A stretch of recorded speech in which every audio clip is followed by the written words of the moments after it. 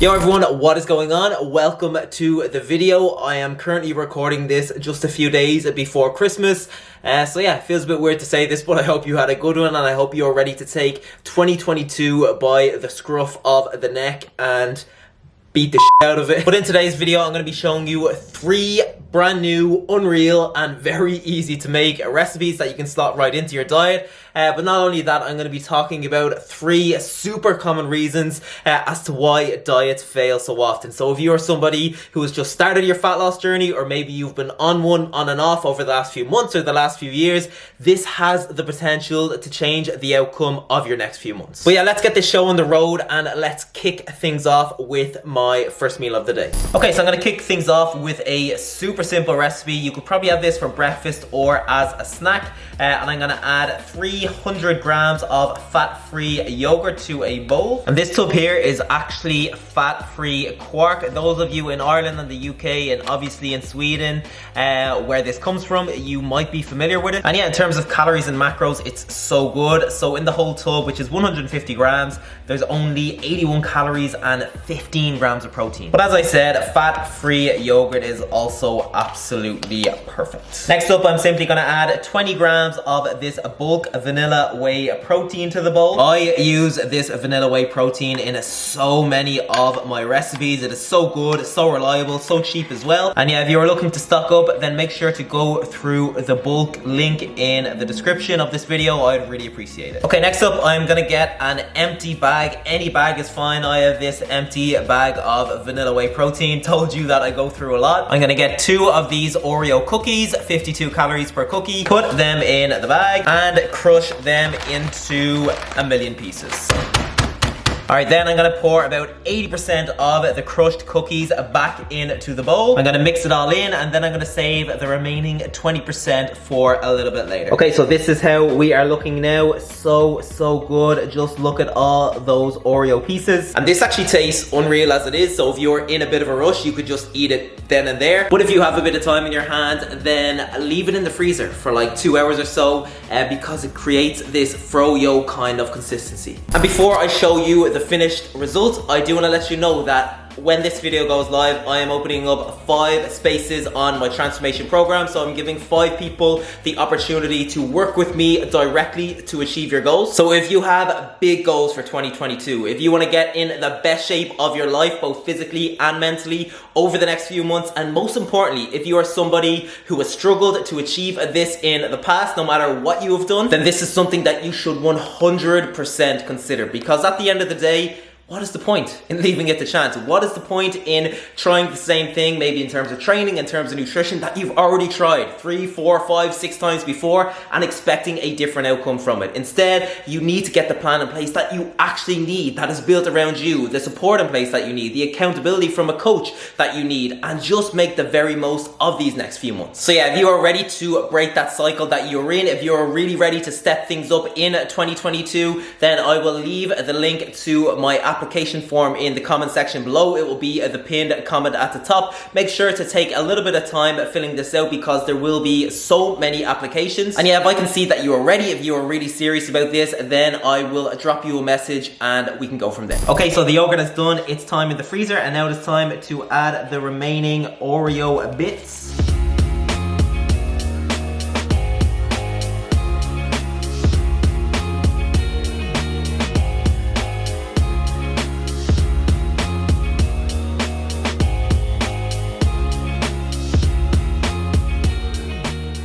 Okay, let's give it a quick little taste. Leaving it in the freezer for a couple of hours is a game changer. I think it just makes it nicer. It just makes the consistency better, makes it a little bit thicker and actually more filling in my opinion, because it is a lot more solid-like and less liquid-like, if that makes sense. Okay, let's get into some of the main reasons people really struggle to stick to a diet long term. And reason number 1 is 100% poor dietary setup, because, you know, as humans, we are impatient. We want to see results as quickly as possible, and as a result, the temptation to set yourself a lower calorie goal or go on a super strict diet, that is going to be higher. So you think, yeah, I will set myself a calorie goal of X, and over the next 8 weeks or over the next 12 weeks, I am going to strictly only stick to this diet and pretty much do nothing else, because my diet really doesn't allow me to do anything else anyway. But honestly, this is just not realistic for 95% of people, because you are setting this goal when motivation is super high, and then when motivation drops, which it 100% will, you are not going to feel motivated every day or even every week. It is so much harder to stick to. And it's actually really detrimental, because you know, as soon as you exceed that calorie goal, which will probably happen on a regular basis, the lower your calories are, the stricter your diet is, you start to feel shit about yourself. And the all or nothing mentality kicks in, and you just stay in this cycle of restricting, then binging for weeks, for months, and in some cases, even years. So the real question that you need to ask yourself here is, what is the number of calories that I can stick to even when motivation is really, really low? And that could be 200 or 300 or 400 calories above what you are consuming right now, but over the course of 1, 2, 3 months, you will be consuming less calories, because you're just going to be able to remain way more consistent, you know, in that space of time. So if you're consuming super low calories or following a super strict diet at the moment, my advice is to reassess, make it a little bit more flexible, make it more sustainable, and move forward from there, because you do not want to get caught in that cycle of binging, restricting, and just going around in circles. Okay, so have you ever been in the mood for a treat and you are just so conflicted as to what you actually want? So it could be a pizza, it could be a burger. That's often what it is for me. It's often one or the other. They are my top two. But I'm going to show you how to combine those two into one pizza burger, you could call it. And the best thing about this recipe is that it just takes so little effort and it is just so easy to make. Okay, so I'm gonna start with some very easy pizza sauce, and I am going to squeeze 40 grams of tomato puree into a bowl. Then I'm gonna season with some salt, some garlic, and some mixed herbs. Let's give that a mix. Then I'm gonna spray an oven dish with some 1 cal spray. I'm gonna add one of these Slimsters to the dish, only 98 calories per Slimster. Then I'm gonna spread half of my pizza sauce on one side and half on the other. Now I'm just gonna add a little bit of rocket lettuce to each. Rocket lettuce is the GOAT. If you don't like rocket lettuce, if you prefer iceberg lettuce to rocket lettuce, you are just, to be honest, I'm actually not sure what you are. And the last step with these little pizza sandwiches is 15 grams of 50% less fat cheese. I get this in Aldi. Okay, so let's get to work on the burger, and I'm gonna start by adding 150 grams of 5% fat beef mince to this bowl. I'm gonna add 10 grams of tomato puree, the same seasoning as before, except this time I'm going to add one more smoked paprika. And then I'm gonna mix it all up and form an actual burger. And I recommend flattening it out a little bit as well, because you want it to cook fully through in a relatively short space of time. Okay, let's get this baby onto the pan. It's only gonna need a few minutes on either side. I'm gonna flatten it out just a little bit more. I'm also gonna add just a few onion strips to the side. And as the burger is cooking away, I'm gonna place my little pizzas in the oven at 250 degrees Celsius, so pretty much full blast for like 5 or 6 minutes, just so the bread gets nice and crispy and the cheese melts. And finally, I'm gonna make up the quickest burger sauce ever, so I'm gonna add 30 grams of lighter than light mayo to this glass, 30 ml of Frank's hot sauce, and simply just mix it all together. Okay, let's stack this baby up. So pizza on the bottom, burger on top. We have got some onions, some burger sauce, and we close it off.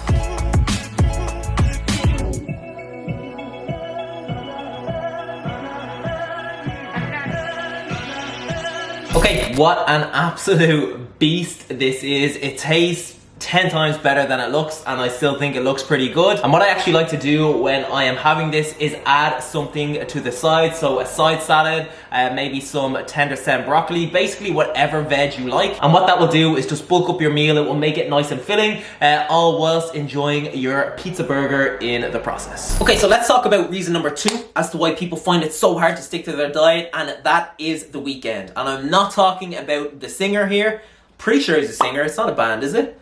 No, I think it's a singer, but I'm not talking about the singer slash the band anyway. I am talking about the actual weekend, and that is because you know, it is so much easier to remain on track when you're in a routine. So Monday to Thursday, it's so much easier to get to the gym, to do your workouts, to remain on track with your nutrition, to get your steps in, all of these things that positively contribute to your fat loss goal. But then Friday comes around and you flick a switch in your head and you completely go down the opposite route. You enter weekend mode, so you completely stop tracking your calories, you stop weighing any of your food, you start consuming a lot more calorie dense foods, and these things are actually completely fine in moderation. But you know, when you are operating at two extremes, when you are completely disregarding your diet from Friday to Sunday, that is 42% of your week, almost half of the week. And when you are only on track with your diet just over half of the week, you are going to find it so hard, you know, to actually make progress. So the first thing that I really recommend doing here is setting your diet up in a way that allows for more flexibility on the weekend. So for example, if you are currently trying to stick to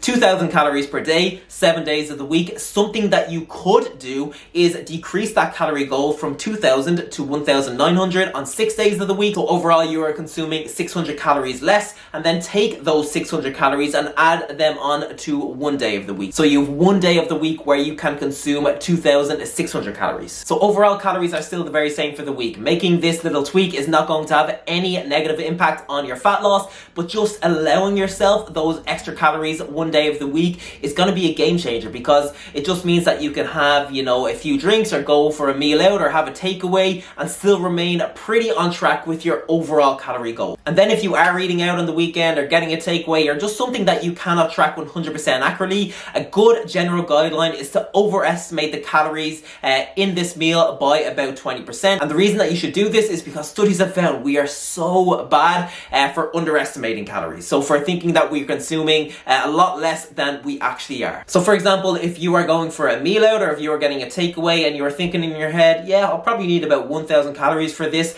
I would save like 1,200 calories. Save 20% more, because the likelihood is you are going to need more than you actually think. And you know, this calorie estimation, it doesn't have to be spot on. It is an estimation overall, but you know, if you are making the conscious effort to fit this into your higher calorie day, if you are on track with your diet the other 6 days of the week, then it is not going to make a significant difference in the grand scheme of things. Okay, so my final meal is a savage meal prep meal. So if you are on the go all the time, if you are back in the office in January, this is absolutely perfect. You could easily make 2 or 3 or 4 portions at a time and then ration them out over the course of the week. Okay, let's get to work, and I'm going to start by adding 125 grams of 5% fat beef mince to the pan. That is going to be followed by half a red pepper, half a yellow pepper, and half of an onion that I have chopped up into little pieces. Then I'm going to add some seasoning. So I'm going to start with some salt. Do not be shy. Let's get some garlic on there. Some chili flakes. The hotter you like your food, the more you add. And some cayenne pepper. And now let's mix it all up and let it cook away. Okay, so my beef and veg is pretty much cooked, and now I'm going to add 150 grams of tomato passata, 10 grams of tomato puree. I'm going to mix it all up, and I'm just going to let it simmer away on a medium heat until the sauce reduces and begins to thicken. Shouldn't take too long, maybe 10-15 minutes or so. And as my chili con carne mix is simmering away, I'm going to add 40 grams of whole wheat pasta to a pot of boiling salted water and just cook away as you normally would. Okay, everything is good to go. I'm going to add my pasta to the chili con carne mix. You can see that I'm also adding a little bit of the pasta water as well. I'm going to add 30 grams of jalapenos. I am using a mix of green and red. Let's mix that all up. And finally, I'm going to add 20 grams of 50% less fat cheese to the top and simply just wait for it to melt.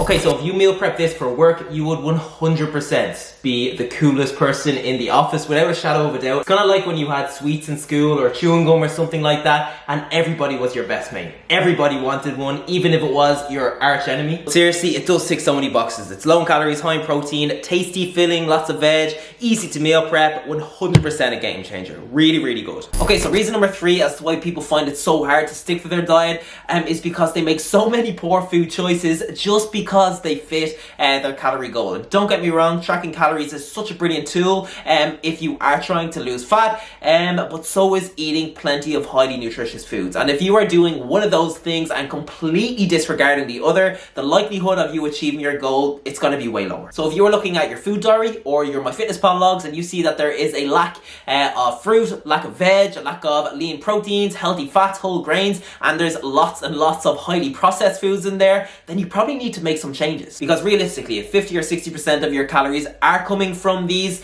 lower quality, higher processed foods, even if they're high in protein, so the likes of protein bars or protein treats or whatever it is, then you're going to find it tough. You know, you're going to be feeling super hungry. You're going to be feeling low on energy. Your cravings are going to be higher as well because a massive chunk of your calories are coming from these sweeter foods.